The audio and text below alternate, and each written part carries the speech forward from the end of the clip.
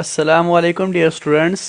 एक मरतबा फिर डाइवर्सिटी अमंग एनिमल्स के चैप्टर में हमारा ये लेक्चर 2 है। तो इस लेक्चर में हम देखेंगे क्लासिफिकेशन ऑफ एनिमल्स के बारे में। आते हैं हम क्लासिफिकेशन ऑफ एनिमल्स के बारे में। तो जैसा कि आप सबको मालूम है कि जो किंगडम एनिमिलिया है ये एक बहुत ही डाइवर्स ग्रुप है। इसमें एनिमल स्टडी की आसानी के लिए मुख्तलिफ ग्रुप्स में डिवाइड किया गया है। पुराने टाइम में माइक्रोस्कोप अवेलेबल नहीं थी और माइक्रोस्कोपिक स्टडी नहीं थी, तो साइंटिस्ट ने एनिमल्स को दो ग्रुप में डिवाइड किया था। और वो किस बेस पर थी? वो बैकबोन या जिसे हम वर्टिब्रल कॉलम भी कहते हैं या बाज़ औक़ात इसे स्पाइन भी कह सकते हैं। तो इसके बेस पर यानी बैकबोन या वर्टिब्रल कॉलम के बेस पे टू ग्रुप्स पे एनिमल को डिवाइड किया गया था। तो एक था वर्टिब्रेट और दूसरा इनवर्टिब्रेट। तो बेसिकली ये क्लासिफिकेशन सबसे पहले अरिस्टोटल ने की थी। अरिस्टोटल जिसे हम अरस्तु कहते हैं और आप सभी जानते होंगे कि अरिस्टोटल को फादर ऑफ बायोलॉजी भी कहा जाता है। तो सबसे पहले शुरुआत ये ग्रीक था।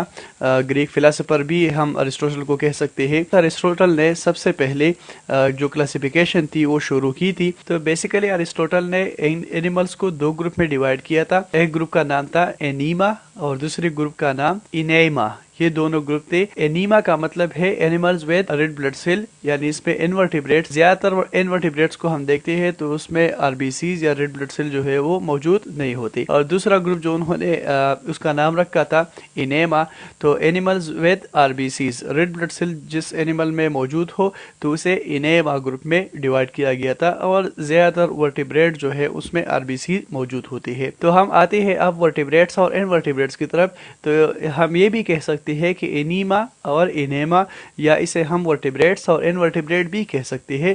ये जो हमने कैरेक्टरिस्टिक ऑलरेडी बयान की, आरबीसी मौजूद हो या ना हो।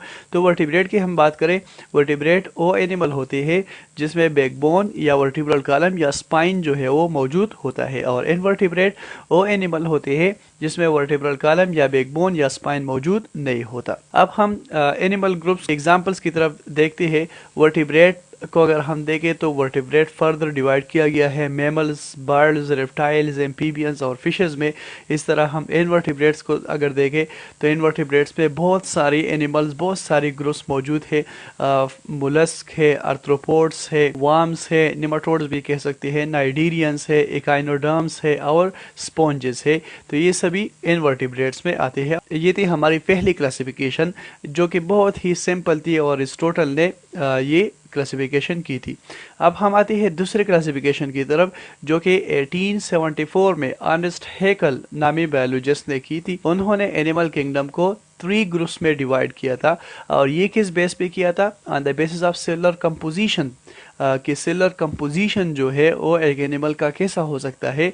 तो इसके बेस पर ये 3 ग्रुप्स जो है उन्होंने ये बयान किए थे। एक ग्रुप का नाम है प्रोटोजोआ, दूसरे का नाम है पेरोजोआ और तीसरे का नाम है मीटाजोआ। तो हम बारी बारी इन सबको देखते हैं। पहले आते हैं हम प्रोटोजोआ के बारे में। प्रोटोजोआ जो होते हैं वो सभी यूनिसेलुलर होते हैं और वो सिंगल सेल ही बॉडी के तमाम वाइटल फंक्शंस, जो भी फंक्शंस है जैसे कि रिस्पायरेशन, रिप्रोडक्शन, लोकोमोशन, जो भी प्रोसेस हो वो सभी प्रोसेसेस वो एक ही सेल परफॉर्म कर रहा होता है। एग्जाम्पल की तरफ अगर हम आ जाए तो अमीबा, पैरामीशियम, प्लाज्मोडियम, ट्रिफेनोसोमा एटसेट्रा ये सभी मौजूद है। पैरामीशियम भी मौजूद है, एवग्लीना सभी यहाँ पर मौजूद है, ट्रिफेनोसोमा, टेंटर, ये सभी हमारे पास एग्जाम्पल्स मौजूद है। ये था हमारे पास प्रोटोजोआ। अगर हम दूसरी ग्रुप की बात करें पेराजोआ, तो parazoa they are simple multicellular animals believe to evolve from protozoa. Parazoa के बारे में ये कंसीडर किया जाता है कि ये सिंपल मल्टीसेलुलर एनिमल होते हैं और ये प्रोटोजोआ जो सिंगल सेल थे उससे ये इवॉल्व हुआ है। इसके बारे में बायोलॉजिस्ट ये बिलीव करते हैं।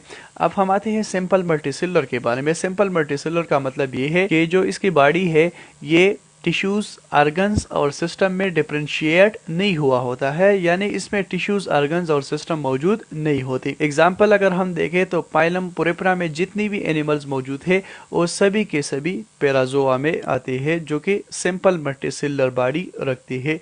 ये एग्जाम्पल हमारे पास मौजूद है।